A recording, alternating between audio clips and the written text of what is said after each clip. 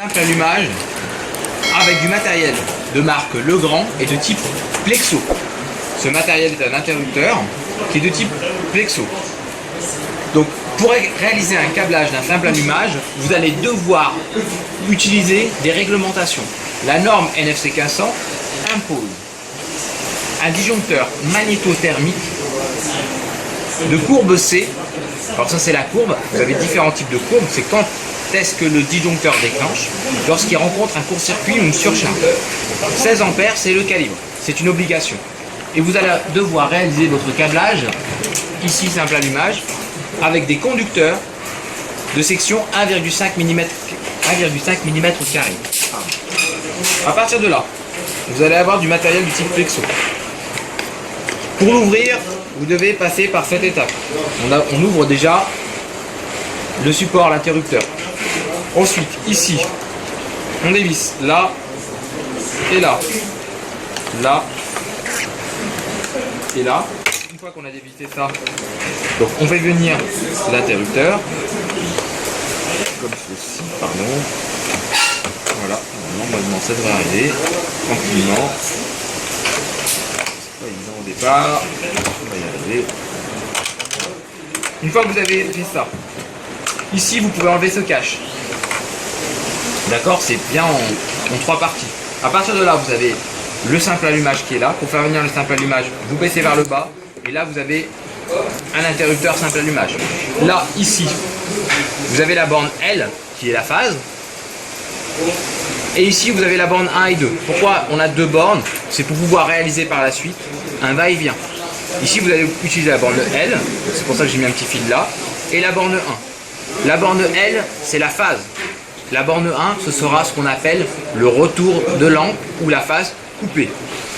La phase est en rouge, le retour de lampe peut être en noir, en marron, en orange, d'une autre couleur que le rouge. D'accord? Pour réaliser votre câblage, vous allez déjà installer votre disjoncteur et vous allez avoir 4 conducteurs à placer. Un bleu, un rouge, un noir et un vert jaune. Donc, comment je vais faire? Normalement, quand vous réalisez votre câblage, vous devez réaliser un câblage en tirant tous vos fils en même temps. Là, comme c'est une maquette pédagogique, je vais vous proposer de câbler étape par étape. Donc, vous allez prendre votre rouge, la phase. Vous allez toujours vous mettre à droite de votre disjoncteur magnétothermique.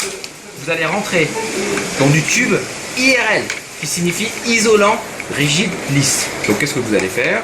Vous allez prendre votre conducteur et vous allez le faire passer à l'intérieur. Pour plus de simplicité, vous pouvez faire ceci. Et vous n'êtes pas obligé de le dénuder. Quand vous le dénudez, ça pose des problèmes pour le caler. Donc vous allez le tirer, il va arriver tranquillement de l'autre côté. À partir de là, vous allez rentrer dans ce tube IRL, vous allez rentrer dans ce tube et vous allez arriver à l'interrupteur. Sur l'interrupteur, vous allez vous mettre sur cette borne-là. À partir de là, vous prenez votre conducteur noir.